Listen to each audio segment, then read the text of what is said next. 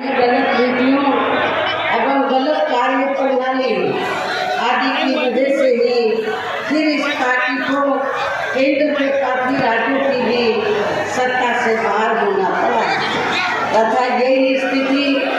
इनकी सहयोगी पार्टियों की भी बनी रही है, जिसके कारण ही पिछले कई वर्षों से बीजेपी व इनके सहयोगी दल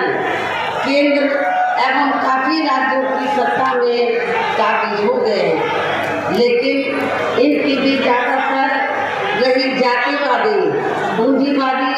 संकीर्ण, सांप्रदायिक व द्वेषपूर्ण नीतियों एवं कार्य प्रणाली आदि से तथा इनके कथनी व करनी में भी काफी अंतर होने की वजह से अब ऐसा लगता है कि इस बार ये पार्टी भी यानी कि भारतीय जनता पार्टी भी केंद्र की सत्ता में आसानी से वापस आने वाली है। पार्टी के उम्मीदवार की जमानत जब्त कराना ये आप लोगों की जिम्मेदारी बनती है। साथ ही केंद्र व राज्यों में भी विरोधी पार्टियों की रही सरकारों ने इन सभी वर्गों को प्राइवेट सेक्टर में आरक्षण दिए जाने की व्यवस्था किए बिना ही इनकी सरकारों के ज्यादातर सरकारी कार्य अब प्राइवेट सेक्टर के जरिए ही इनके बड़े बड़े पूंजीपतियों व धन्नासीटों आदि को ही दिए जाने के कारण अब इनको पूरे देश में आरक्षण का बहुत कम ही लाभ मिल पा रहा है। इसी प्रकार इनका अन्य और मामलों में भी शोषण व उत्पीड़न आदि होना अभी तक भी बंद नहीं हुआ है। इनके साथ साथ मुस्लिम व अन्य धार्मिक अल्पसंख्यक समाज के लोगों की भी हालत हर स्तर पर काफी ज्यादा खराब व दयनीय बनी हुई है, जिसका काफी बल्कि पिछले कुछ वर्षों से केंद्र व अधिकांश राज्यों में भी बीजेपी व आरएसएस की सरकारों के चलते हुए अब इनका विकास एवं उत्थान आदि होना भी काफी हद तक बंदशाई हो गया है। आए दिन इन पर खासकर धर्म की आड़ में हो रही जुल्म जाति भी यह काफी ज्यादा चरम सीमा पर पहुंच चुकी है। इनके साथ साथ अपर कास्ट समाज में से विशेषकर गरीब लोगों की भी हालत हमें कुछ खास अच्छी नजर नहीं आती है। इनकी गलत कृषि नीतियों के कारण किसान वर्ग भी आए दिन आंदोलित रहता है। साथ ही इनकी गलत आर्थिक नीतियों की वजह से देश की अर्थव्यवस्था पर भी इसका काफी बुरा प्रभाव पड़ रहा है, जिससे यहाँ विशेषकर छोटे एवं मध्यम वर्ग के व्यापारी वर्ग भी काफी ज्यादा दुखी व परेशान हैं। और अब केंद्र में पूर्व की रही सरकारों की तरह ही वर्तमान भाजपा सरकार में भी जहां पूरे देश में गरीबी, बेरोजगारी एवं महंगाई आदि भी लगातार काफी ज्यादा बढ़ रही है। देश में हर स्तर पर फैला भ्रष्टाचार भी अभी तक कम नहीं हुआ है। साथ ही अपने देश की सीमाएं भी अभी तक पूरे तौर से सुरक्षित नहीं है। ये भी बड़ी चिंता की बात है। ऐसे में अब आप लोगों को देश में हो रहे लोकसभा चुनाव में कांग्रेस, बीजेपी व इनकी सहयोगी पार्टियों को भी केंद्र की सत्ता में आने से जरूर रोकना है। जिनकी गलत नीतियों व गलत कार्य प्रणाली आदि को आप लोग काफी हद तक आजमा चुके हैं। ऐसी स्थिति में अब ये विरोधी पार्टियां ऐसी हो रहे लोकसभा चुनाव में विरोधी पार्टियों के जारी किए गए उनके हवाई व प्रलोभन भरे चुनावी घोषणा पत्रों आदि के बहकावे में अब यहाँ खासकर देश के अति गरीबों, मजदूरों, बेरोजगारों एवं अन्य जरूरतमंद लोगों को बिल्कुल भी नहीं आना है। और अब इन्हें ऐसी सभी विरोधी पार्टियों को हर हालत में केंद्र की सत्ता में आने से जरूर रोकना है। रचनी व करनी में काफ़ी अंतर रहा है तथा जिन्हें ये लोग बरसों से आजमा भी चुके हैं। ऐसे में अब मेरा यही कहना है कि आप लोगों को अपने खुद के व अपने प्रदेश एवं देश के भी हित में, अपने क्षेत्र के भी हित में अपने वोटों को यहाँ कांग्रेस, बीजेपी व अन्य विरोधी पार्टियों को न देकर केवल अपनी एकमात्र हितैषी पार्टी बहुजन समाज पार्टी को ही देना है। जो ये पार्टी उत्तर प्रदेश की तरह ही केंद्र में भी अपनी पार्टी की सरकार बनने पर फिर पूरे देश में यहाँ अपनी पार्टी की सर्वजन हिताय व सर्वजन सुखाय की नीतियों पर आधारित की सरकार चलाएगी। इसके साथ साथ केंद्र से जुड़ी आपके क्षेत्र की जो भी यहाँ स्थानीय समस्याएं होंगी तो उन्हें भी फिर दूर करने का हर संभव पूरा प्रयास किया जाएगा। साथ ही जहाँ गरीबों, मजदूरों, बेरोजगारों, कर्मचारियों, किसानों, छोटे व्यापारियों एवं अन्य मेहनतकश लोगों के हितों का भी विशेष ध्यान रखा जाएगा। सर्व समाज में से खासकर दलितों, आदिवासियों, पिछड़े वर्गों, मुस्लिम व अन्य धार्मिक अल्पसंख्यक समाज के लोगों के विकास एवं उत्थान के साथ साथ हर स्तर पर इनकी सुरक्षा आदि के लिए भी सख्त कदम उठाए जाएंगे और तभी फिर यहाँ वास्तव में अपने देश के महान संतों महात्मा ज्योतिराव फूले, श्री छत्रपति शाहू महाराज, श्री नारायण गुरु, बाबा साहब डॉक्टर भीमराव अम्बेडकर एवं माननीय श्री काशीराम जी चौधरी चरण सिंह जी का भी सपना अधूरा सपना जरूर साकार हो सकता है, जिनको यूपी में हमारी पार्टी की रही सरकार द्वारा हर स्तर पर पूरा आदर सम्मान दिया गया। और आप लोगों को यहाँ ये भी बताना चाहती हूँ कि जब हमारी पार्टी की बड़ी सरकार ने और खास तौर से चौथी बार जब पूर्ण बहुमत की सरकार बनी और हमने उत्तर प्रदेश में दबे कुचले लोगों के हितों में, वैसे तो सर्व समाज के हितों का हमने पूरा ध्यान रखा था, लेकिन दबे कुचले लोगों के हितों में जब हमने कुछ जरूरी व ठोस कदम उठाए तो ये विरोधी पार्टियों को अच्छा नहीं लगा। और खास तौर से जब हमने अपने संतों, गुरुओं और महापुरुषों को विभिन्न रूपों में आदर सम्मान दिया, उनके नाम से स्मारक बनाए, उनकी प्रतिमाएं लगाई, संग्रहालय बनाए, ये सब अच्छा नहीं लगा। और नतीजा क्या हुआ? तो तब फिर चाहे कांग्रेस हो, बीजेपी हो, सभी पार्टियों को ये लगा कहीं ऐसा ना हो अभी तो बीएसपी देश के सबसे बड़े प्रदेश उत्तर प्रदेश में सत्ता पर काबिज हुई है, कहीं केंद्र की सत्ता में बीएसपी काबिज ना हो जाए। बीएसपी अभी तो यूपी में काबिज हुई है, कहीं वो केंद्र की सत्ता में ना काबिज हो जाए तो बीएसपी को रोकने के लिए आप लोगों को मालूम है तब फिर सभी विरोधी पार्टियों ने अंदर मिलकर तो बीएसपी का जो बेस वोट है दलित वोट, तो उसको बांटने के लिए, उसको कमजोर करने के लिए, बीएसपी को कमजोर करने के लिए तब फिर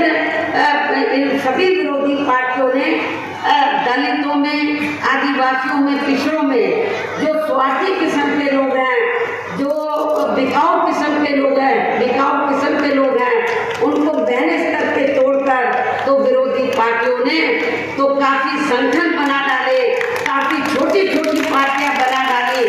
और इसलिए कि जब चुनाव हो पार्लियामेंट असेंबली का तो बीएसपी को चुनाव हराने के लिए, इनका वोट बांटने के लिए तो जो छोटे संगठन पार्टियां बनाई हैं तो उनके माध्यम से वो बीएसपी के कैंडिडेट को हराने के लिए तो वो अपने उम्मीदवार खड़े करवा दें तो ताकि दलितों का वोट बढ़ जाए। ऐसा हमें आके नगीना सुरक्षित लोकसभा की सीट पर भी देखने के लिए मिलता है। इसलिए मेरा आप लोगों से ये कहना है, ये जो छोटे संगठन बने हैं, छोटी पार्टियां बनी हैं, इनका कोई मकसद चुनाव जीतना नहीं है, इनका मकसद बीएसपी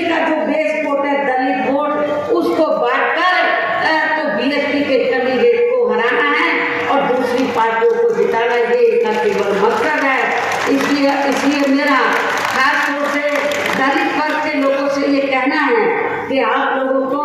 अपना वोट ऐसे संगठन, ऐसी पार्टियों को एक भी नहीं देना है। यदि एक भी वोट दे दिया तो फिर इसका फायदा दूसरी जातिवादी पार्टियों को मिल जाएगा। इसलिए आप लोगों को एक एक वोट आप लोगों को बहुजन समाज पार्टी के उम्मीदवार को देना है। इसी प्रकार आप लोगों को जो बिजनौर लोकसभा की सीट है, यहाँ से भी हमने जाट समाज से तो अपने उम्मीदवार को चुनाव के मैदान में उतारा है। आप लोगों को ये मालूम है कि जब सत्ता पावर में रही थी तो जहाँ पर मुसलमानों और जाटों में काफी नफरत पैदा की गई, दंगे कराए गए, मुजफ्फरनगर में कराए गए, लेकिन मेरी सरकार में जाटों और मुसलमानों में कोई उनमें नफरत पैदा नहीं की गई, कोई उनमें आपस में कोई जातीय संघर्ष नहीं हुआ,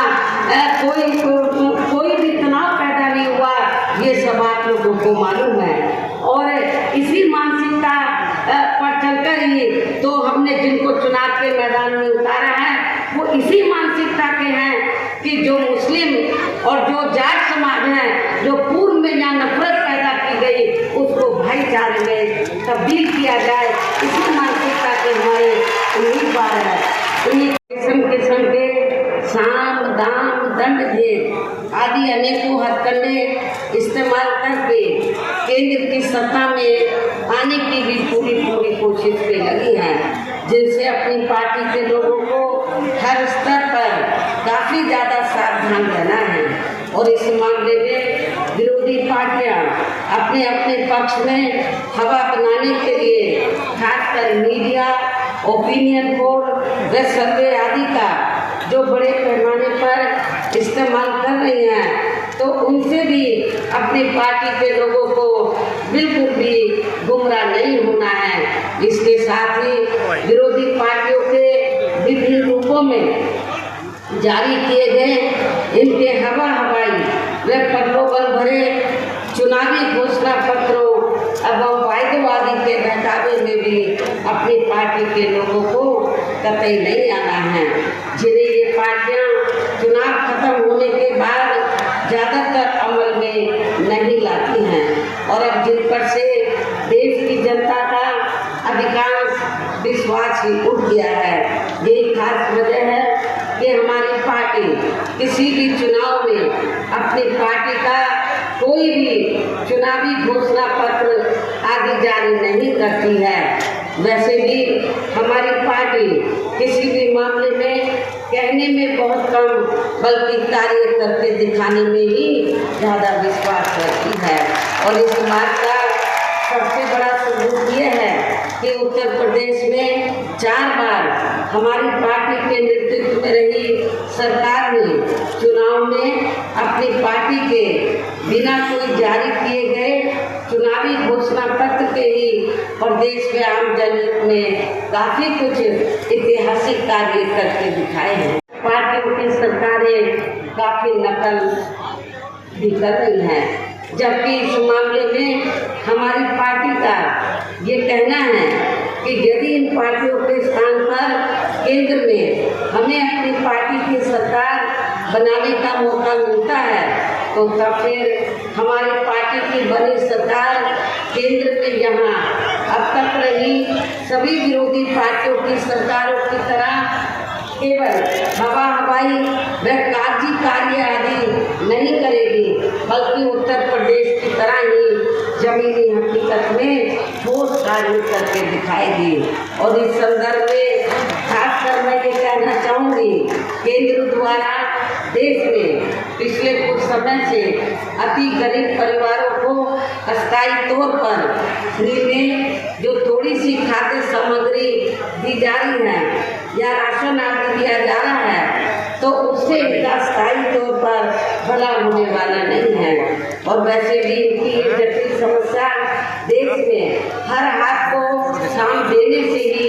केवल दूर हो सकती है, जिसकी तरफ हमारी पार्टी की बनी सरकार विशेष ध्यान देगी। साथ ही देश में पिछले काफी वर्षों से आए दिन बढ़ रही गरीबी, बेरोजगारी व महंगाई आदि से भी जनता बहुत ज़्यादा दुखी वह परेशान हैं, जिसे भी आर्थिक नीतियों में तब्दीली करके जरूर दूर किया जाएगा। धर्म की भी आड़ में पिछले कुछ वर्षों से खासकर मुस्लिम समाज के लोगों का द्वेष की भावना से जो इनका काफी ज्यादा शोषण व उत्पीड़न आदि किया जा रहा है, तो इसे भी जरूर रोका जाएगा। और ये सब हमने अपनी यूपी की रही सरकार में करके भी दिखाया है। इस देश के भी हित में यही कहना है कि हमारी पार्टी ने आपकी बिजनौर लोकसभा की सीट से चौधरी विजेंद्र सिंह जो आपके सामने यहाँ खड़े हैं, और इसी जिले में दूसरी सीट है नगीना सुरक्षित लोकसभा की सीट, तो यहाँ से हमने एडवोकेट श्री सुरेंद्र पाल सिंह को चुनाव के मैदान में उतारा है, जो यहाँ के सामने मंच पर मौजूद भी हैं। तो उन्हें आप लोगों को जरूर कामयाब बनाना है, जिसके लिए यहाँ पार्टी के सभी स्तर के छोटे बड़े पदाधिकारी व कार्यकर्ता आदि पूरे जी जान से लगे हैं। और अब आप लोगों को वोट पड़ने वाले दिन यहाँ बीएसपी के अपनी पार्टी के इन सभी उम्मीदवारों को बीएसपी का जो चुनाव चिन्ह हाथी है